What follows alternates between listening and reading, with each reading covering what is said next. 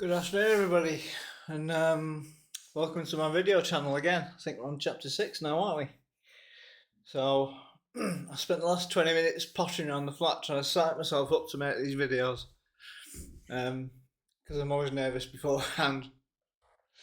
So I'm running to and from the fridge, getting a glass of water and tweaking things and testing things, but really I'm just trying to settle down.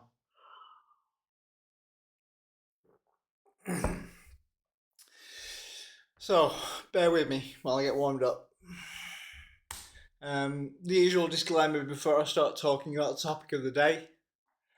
I am not a trained medical professional in any way, shape, or form.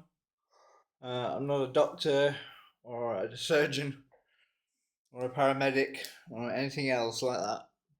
If you do need medical support in some form or another, then dial 111 or 999 or visit your GP or go to your A&E. Everything I say in this video of a medical nature is simply a matter of opinion only and should be taken as thus. Okay. Now we've got that out of the way, what we're talking about today. Right, so first things first, I'd like to thank people who made the donation to the charity that I'm kind of championing a bit, which is the 180 Project, which I'm going to be talking about again today. And today's special because it's my birthday, and I wanted people to donate rather than send me stuff because I don't need anything anymore. To be honest, I've got everything I need. I'm comfortable. I'm fine, and I'd rather the money goes to a cause that's worthy of it. So thank you very much if you have donated. If you haven't, that's absolutely fine. I understand, but if you can, and if you feel inclined to do so, any donation would be very much appreciated. So thank you in advance if you do. Moving swiftly onwards. Yes, it's my birthday and it's been like an interesting day so far, and I haven't really done much. Last weekend was so crazy and busy with the surfing and coming back and getting unpacked and relaxing and winding down. Because it's an intense surfing is an intense activity, you know. You burn a lot of calories. I lost 2 pounds last week. Um, so I thought today I'm just gonna relax and watch a movie. So I watched a movie that keeps popping up in my Netflix recommendations, and it's called The Ninth Configuration. It's an old 70s movie. It's like a bit of a horror and a bit of a black comedy, and it's a strange movie. It's really weird. Um, but it's really odd that I watched that movie today because the movie itself is a mixture of um, themes, and um, you can see it in so many other films that you might have watched. You know, it's like part Apocalypse Now, part One Flew Over the Cuckoo's Nest, part Shutter Island, and a few other that I could name. So it's a strange film. But when I got to the end, I thought, wow, that's kind of crazy because a film that started off seemingly having nothing to do with anything in particular in my life turned into be, in conclusion, something that related directly to the subject I want to talk about today. So I just seem to be having a lot of these moments of serendipity. Maybe I'm just paying a little bit more attention to what's going on around me. I'm not sure. Maybe I'm just looking for coincidences. That's a possibility as well. Or maybe I'm just being guided by God. You know, I'm a believer, so.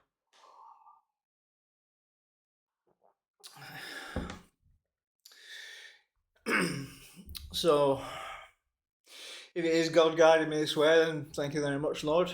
If it's a coincidence, it's a coincidence. It's okay. It's a good coincidence.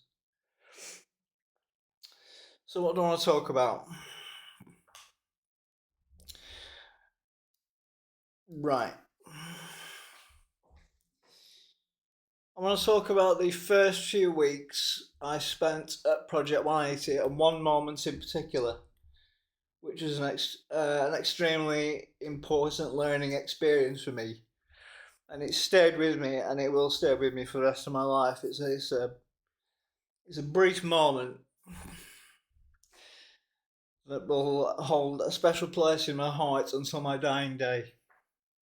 So, pin your ears back, kids. So, for those of you who aren't aware of it, Project 180, I'll just flick to the screen now. Yeah, there we are. Project 180 is a charitable organisation which runs out of a CrossFit gym in Darwin, which is sort of my hometown area. The gym is called Delta Fox, as you can see. What Project 180 is about? It's about people. It's about people who want to turn their lives around. Hence the name 180. And it takes people who self-refer, who are referred, who come in from the prison system. It has people who have substance abuse problems. There's a lot of mental health issues that we work with there. Sorry, excuse me. The project works with. So I don't know anything for them.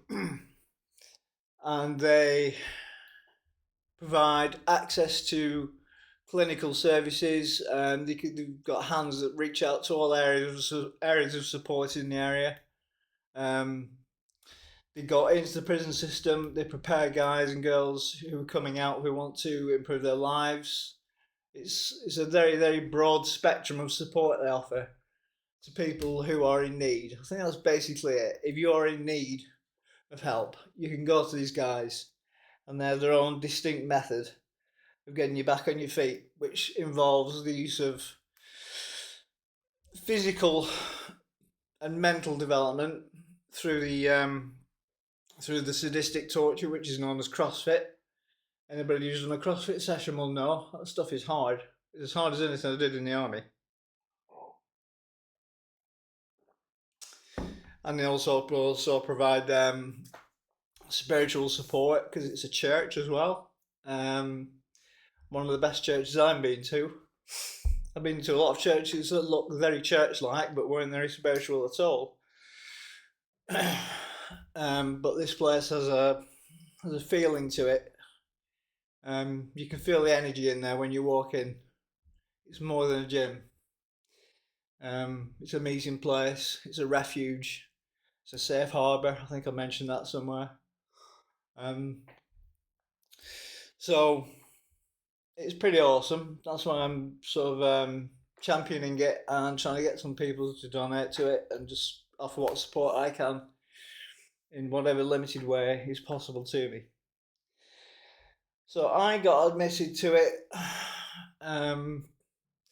when I was in the very early stages of my dystonia, which you can see, and it wasn't really bad at that point. It was just a tremor, really, but it was developing, and I was suffering mentally at the time. Putting the pieces back together now, it's easy to see. I have the broad perspective that comes with the distance of time. That really I'd been suffering terribly for a number of years since the death of my brother and sister, who died in 2016 and 2017 respectively from cancer. That hit much, much harder than I realised at the time. And several years later, when I thought I was kind of past it, I discovered that I wasn't at all. So I started developing these dystonic symptoms for one reason or another, which could be related to the trauma, maybe not, we don't know, we'll never find out for sure.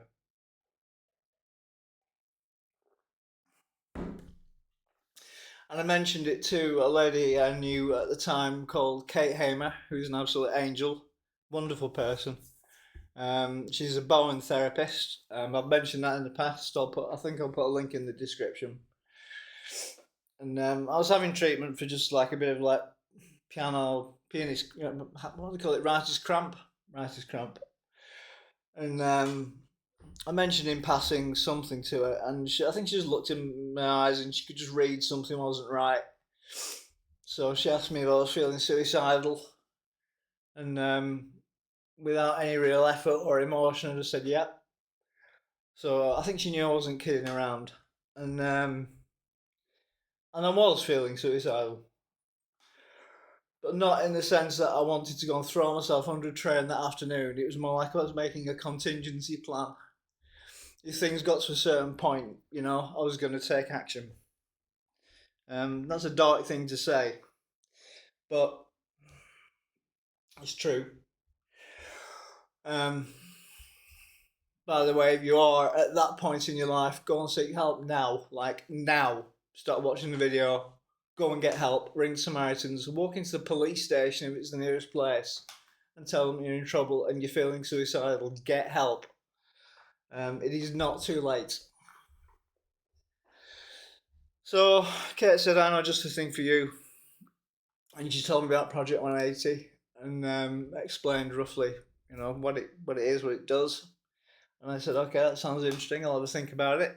I switched back to the camera, and I thought about it for a day or two, and then on Saturday morning, I messaged her and said, "Yeah, I'm in. Something just told me I need this." I looked at the website and I just something compelled me to get stuck into this and give it a shot. It was just, I can't really explain it. Maybe again, this was just like God guiding me along. So I was referred and I was admitted. I won't go over the weekend story because I've told that before. And the way it works when you're part of the program, and I think it's still like this at the moment, is that 3 times a week, Monday, Wednesday, and Friday, you attend the gym. You turn up with your fitness kit on, or get ready to get changed into it rather. Starts at 12, so you need to be there 15 minutes early to get ready. And then they beat the shit out of you. Then after the beasting, they use CrossFit basically, and it's very well conducted. The instructors are excellent. I'll name a few of those in future stories going forwards. And for some guys, it's a real shock to the system, and girls, because some of them have never walked into a gym in their life. For some, it's not that such a big deal because they've never been out of a gym. We get some guys there who come from like pretty tough backgrounds, and they've spent half their life in a gym lifting and getting big and strong and stuff. But CrossFit doesn't care how big and fit and strong you are. CrossFit breaks you every time. And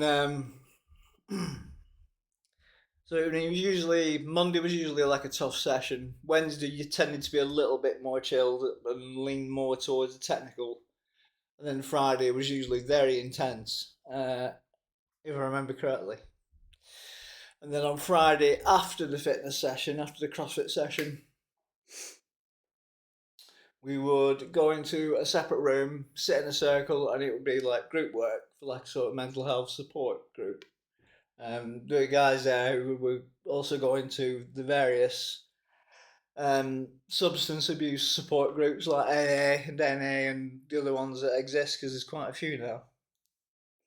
And it was treated in the same way, so everyone got to speak. If you were speaking, everybody listened, etc., etc.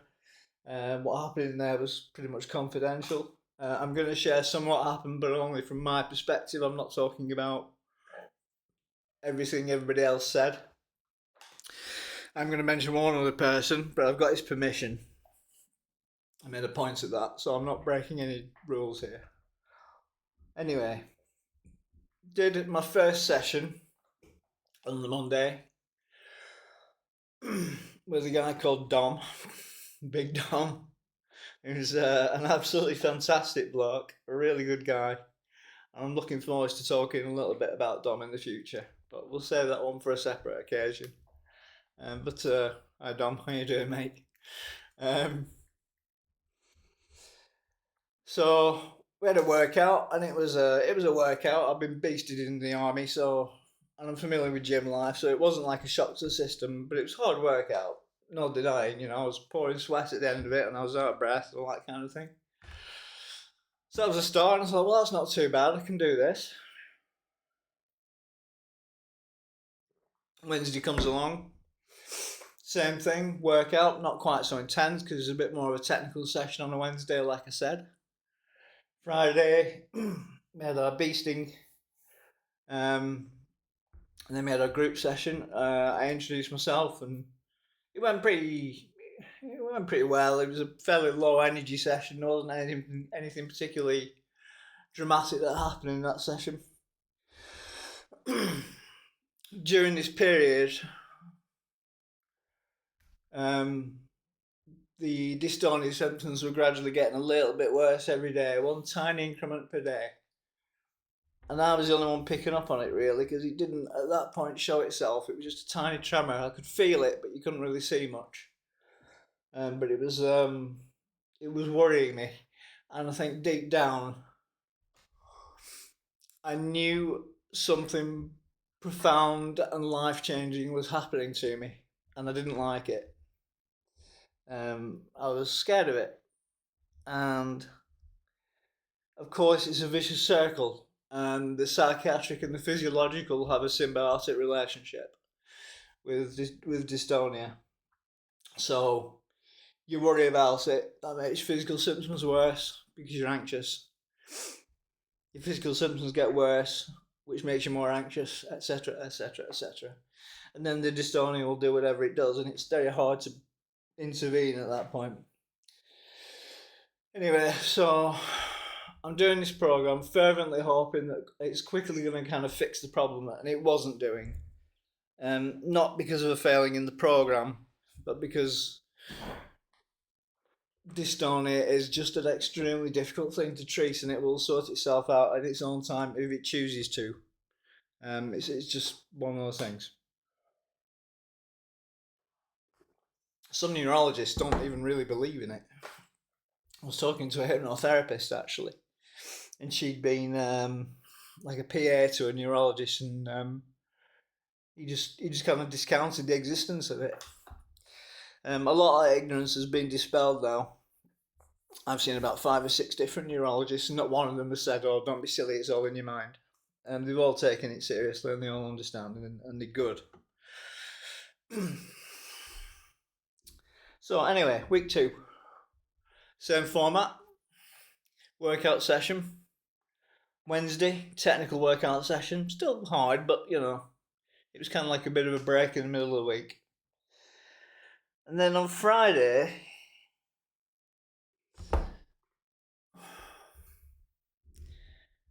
we had a session. I can't remember the workout at all, but I remember just walking into that room for the group work, and I just suddenly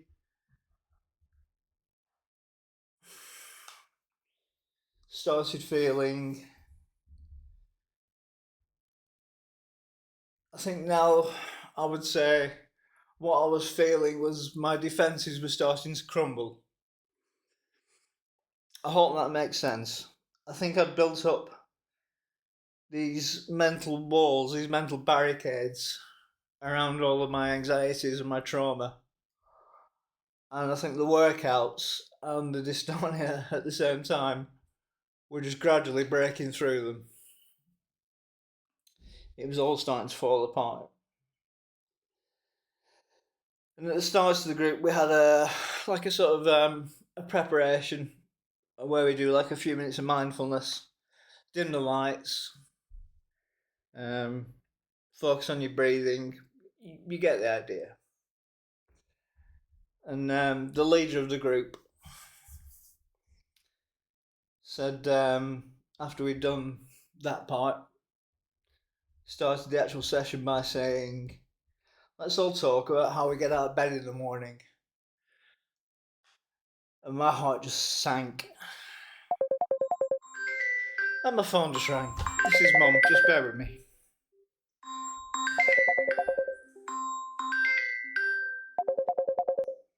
Mum, can I call you back in a few minutes? Alright, thanks. This is live, I'm not going to take that out. So, it's my birthday, so I'll have to have the happy birthday chat with Mum. Where was I? It was just getting serious then. So Josh, oh sorry, I shouldn't mention the names. So the leader of the group said, let's talk about how we get up in the morning. How do we start our day?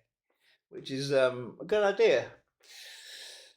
But I was thinking, oh no, I don't want to talk about this. I'm not ready. I'm not ready to talk about it. Because,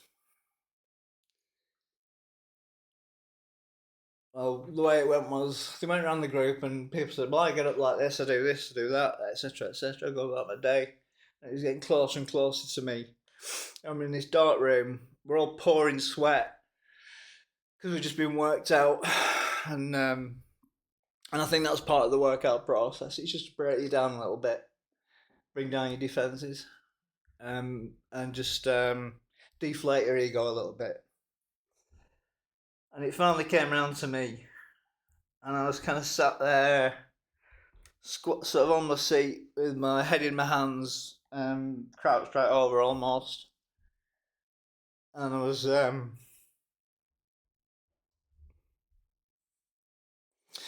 was doing what I'm doing now.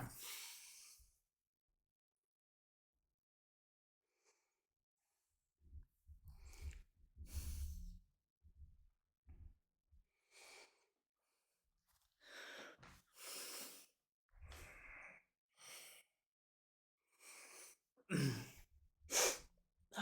give me a few seconds.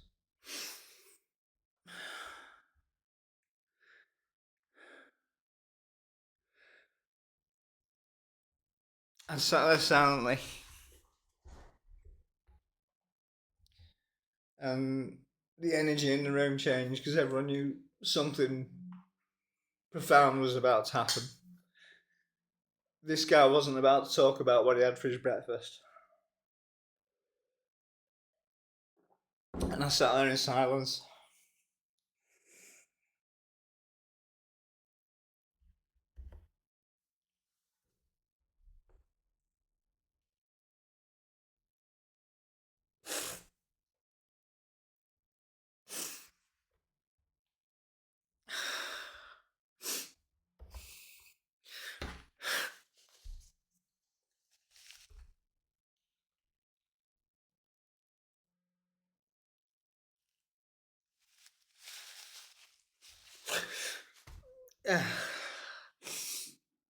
It's gonna be a long video, this.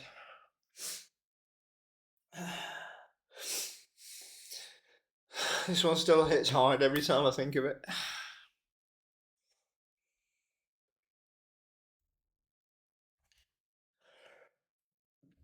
So, I told them,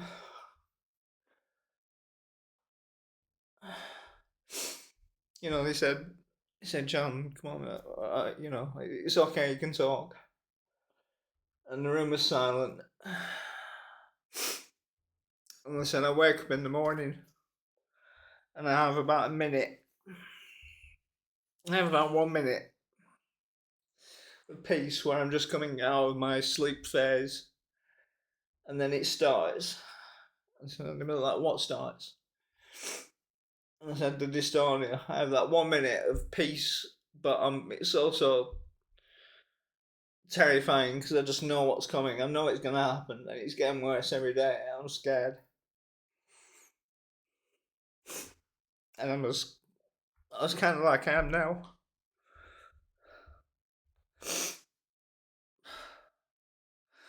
But worse, much worse. So it all came pouring out. I told them how scared I was. And I told them about my brother and my sister. And I told them that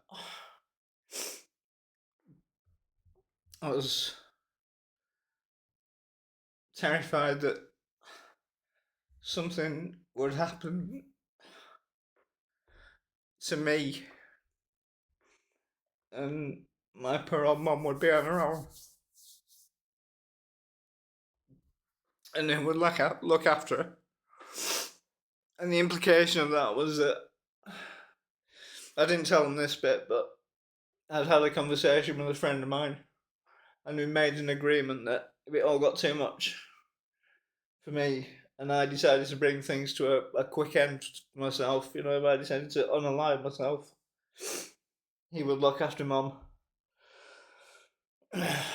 which he was qualified to do, as is his wife. And they would just inherit everything I own as a thank you. Sorry for the melodrama. My skin's a bit thin at the best of times.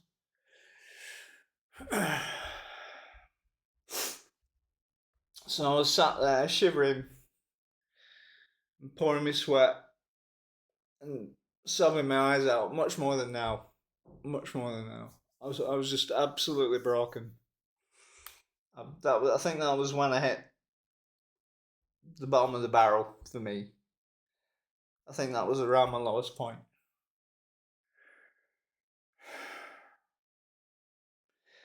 Oh, thank God I was there. Thank God I found that place. Okay, Emma, you will never know how grateful I am to you for recommending me to that place, for referring me.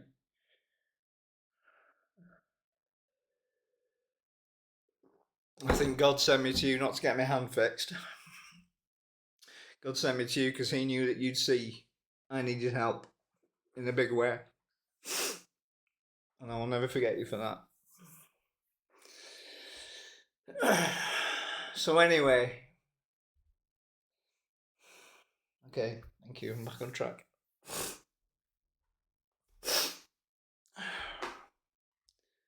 So anyway, I'm sat there, sobbing my eyes out, heartbroken, terrified, confessing this stuff to a bunch of guys who I don't know. I've only been there 2 weeks. I haven't really had a chance to get to know anybody. You know, it's like you go in, you get a bee sting, then you go home. And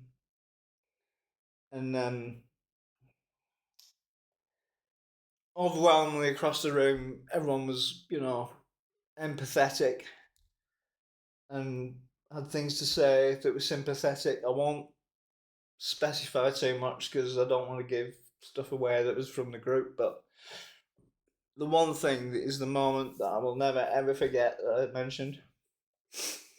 There was a guy sat to my right, and I didn't know him at all at that point. He was just another figure in the gym. Next thing you know, this arm that could have come off a shaved gorilla is around my shoulders, and this guy who sat to my right, he's talking to me, and he's saying, "Mate, you're gonna be okay. We understand. You're worried about your mum. You're a good guy. You're gonna be all right. We're gonna look after you."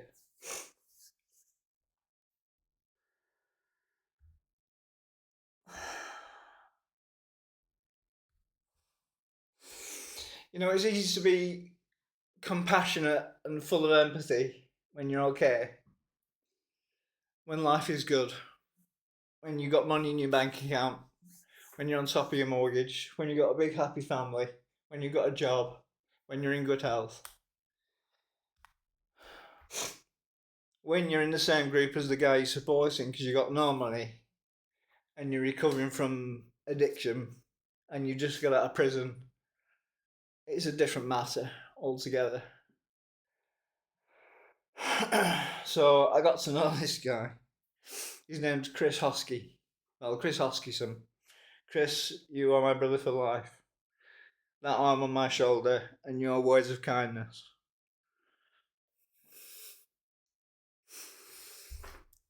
You blue-eyed devil, you.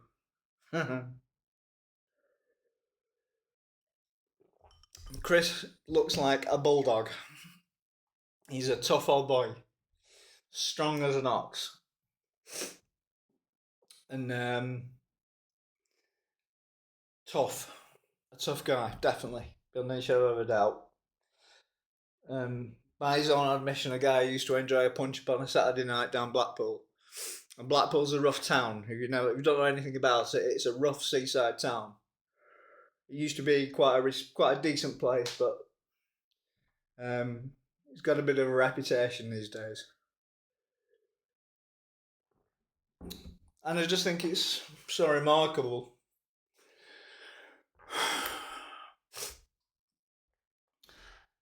that the people who seem to, on the surface, have the least to offer are actually the people who are the most qualified to support you. I mean, if I go to a nice, respectable church full of middle class Anglicans and they have a little group and they're all oozing sympathy, that's kind and it's appreciated. But they can't empathise, or a lot of them can't empathise, because not everyone falls that far. Not everyone hits rock bottom.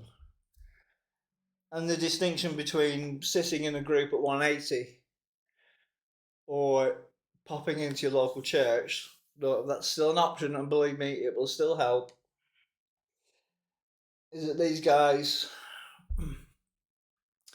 have got a very good radar for bullshit, because they're all down there in the dirt with you, and we're all crawling out of a hell, one painful step at a time, on our hands and knees. So they knew that my pain was legitimate. I think that's the important part here. And they took me seriously. A bunch of guys who've seen and done things that I don't know about, and would probably scare me to death. Yeah. They took me seriously. They knew I wasn't fucking about. I wasn't there for clout. So we had this great outpouring of my distress, which, as you can see, still comes on from time to time, because it's still a bit of an open wound even after all these years, really, and I think it always will be to some extent. I'm going to talk about that in another video. But me and Chris got to know each other, and we become friends. And I don't see you often enough, Chris, mate. I'm going to be up next week, and you and we're going to catch up. We'll do a workout, and we'll have a coffee or something. Yeah, I love you, brother, really do. And you were there for me when I needed you the most. You were spot on. So this isn't a real long video today. I think I'm probably going to wrap up, actually. I think it's quite long. It's half an hour, actually. It's a really simple moral to this story, and you all know it. Don't judge a book by its cover. On the surface, Chris looks hard as nails and probably is pretty tough. He's definitely very strong and nothing scares him. And there are quite a few guys in there like that. And he's covered in ink, and he's got a bit of prison ink on him as well. I think he was talking about getting rid of it. I hope he's got that. And the good news is his life is way better now. He's doing well. So, Chris, I'm really pleased for you, mate. I'm really happy. I'm really happy for you. But yeah, don't judge a book by its cover. You don't know where the real help is coming from. And you don't know who understands compassion and who doesn't. And it's very nice to sit in the living room and have somebody pour you a cup of tea and coo and express emotion for you and pat you on the hand and tell you it's all going to be okay. It's another thing altogether to sit amongst a bunch of drug addicts and alcoholics and people with mental health problems, guys who got out of prison, and break down in front of them and know that they get it. They really get it. They understand it. And just as you might see that car on the street and think, fucking hell, I'm staying away from him. It looks nightmarish. That wasn't you, Chris. But, some of those guys come in, they look rough. You don't know. You don't know what's inside people at all. Everyone is a book waiting to be read. And everyone has a story. And some people have depths of compassion that you just wouldn't expect at all. So I think that was the point where I kind of started paving my road to recovery bit by tiny bit. And even though I still have my emotional moments like you saw now, because it's just such a difficult thing to talk about, I'm in a much better place than I was. I was like a quivering puppy, scared to death, thinking I was coming to the end, terrified about what was going to happen to my mum. Um, and you can come back from that. So whatever your situation is in life right now, whether life is cosy, uncomfy, or whether you're in the shit and you're penniless and you're struggling, please trust me. There are people out there who can and will help you. Wherever you are in the country, wherever you are in the world, go looking for help. Go and find a charitable group. Go and find a church. Speak to a friend if that's all you've got. There's been a few occasions during that short period, those few months, where it was all going crazy. I wish I could remember the timeline now. It's all so fragmented in my mind. It's hard to get it right. But a dear friend of mine called Becky, who is kind of like the polar opposite of Chris. A, female. B, very well educated. C, lives in Switzerland. A very good pianist, though she'd disagree, but you're a good pianist, Becky. And around that same time, I messaged her about midnight or 12:30, so it would have been 1 o'clock in the morning or something like that in Switzerland, I think. And I wanted to speak to her, so I just said hi, and she said, "How are you?"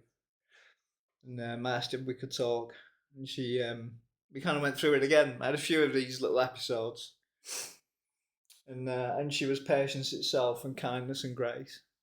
So this goes out to you as well, Becky, as well, my love. Um, you're as special to me as anybody else, and likewise, I'll never forget the kindness you showed me. um, yeah, we'll talk further. I think that's it. I'm gonna wrap up. Don't judge a book by its cover. You don't know. You don't know. You think you know people, but is there anything to add? No. All right.